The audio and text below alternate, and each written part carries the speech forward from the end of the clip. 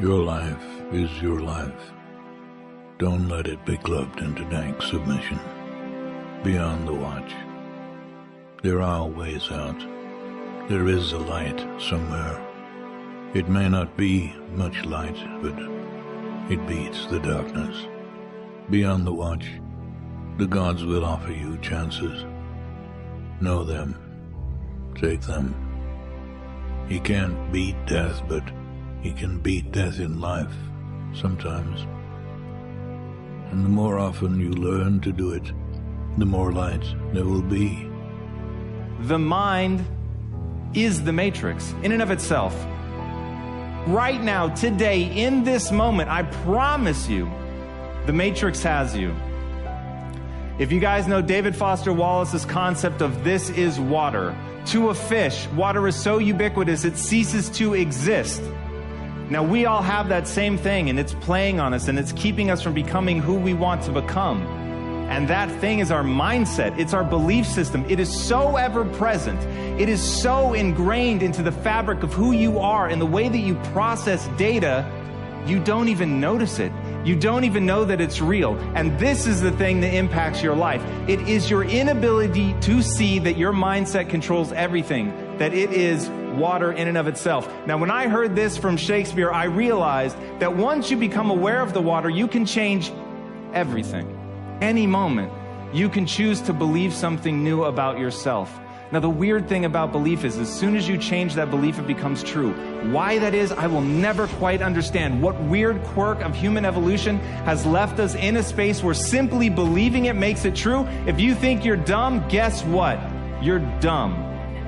Truly. And you will act in accordance with that belief, and that should scare the shit out of you. Fear is not real. The only place that fear can exist is in our thoughts of the future. It is a product of our imagination, causing us to fear things that do not at present and may not ever exist. That is near insanity, Katan. Do not misunderstand me. Danger is very real, but fear is a choice.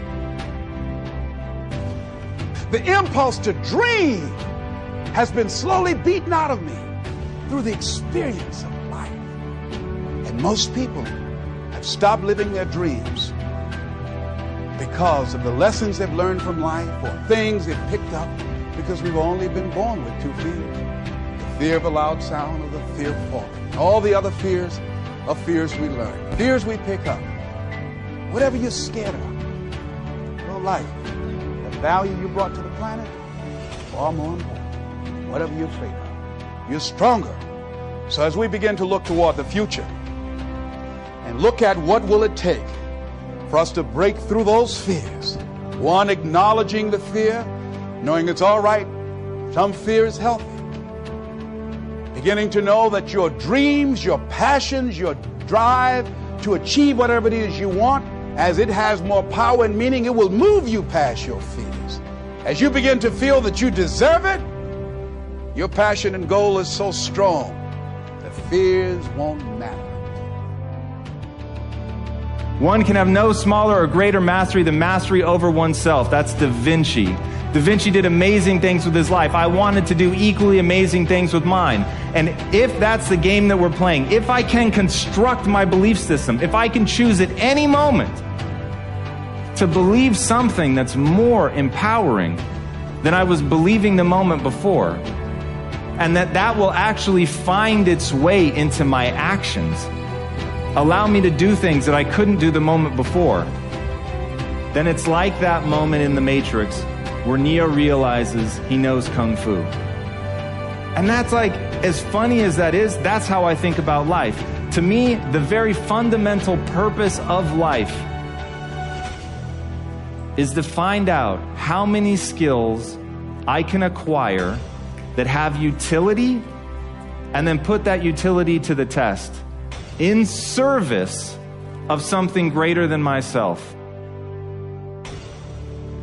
When we understand the sacredness, the beauty, the eternal nature of our own spirit, then we can recognize it in creation, and we can recognize it in others. When we don't realize, experience, perceive the sacredness of our own true self, then our perception is an illusion of the world. But when we understand who we are and understand our harmony and relationship with the world around us and the people around us, then we're actually seeing everything as truth. We're seeing as a spiritual reality, even in this world.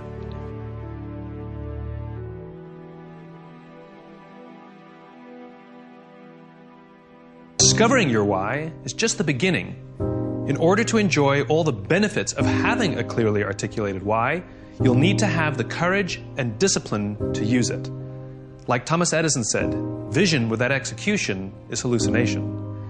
There is an ideal order for implementing your why, though sometimes reality does get in the way, and it all starts with you. Our natural tendency is to start with the tangible. We define our value by what we do, so it takes practice to start with why. Like riding a bicycle, at first we're unsure, unsteady. We're in our heads thinking about all the things we need to do, pedal fast, keep enough speed so we don't fall over.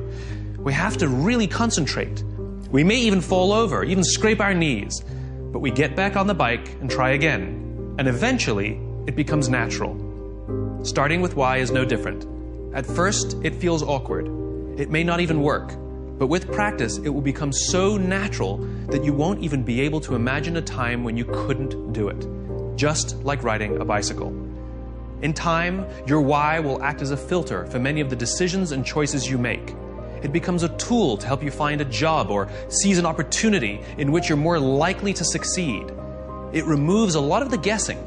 This means the more you can articulate your why, the more others will know what you stand for and will be able to help you make the right decisions. From now on, you will work to ensure everything you do is a good fit. If you do too many things that aren't a good fit, you'll feel uncomfortable and people will feel that you're being inauthentic. On the other hand, when you start with why, your ability to stand out, find support, and work to all your natural strengths will flourish. With practice, you will learn to trust your why. You will eventually start to see your job and the things you do as ways to breathe life into your cause. And the better you get at it, the more you will feel that your life and everything you do has purpose. The best way to implement your why is to work at it slowly.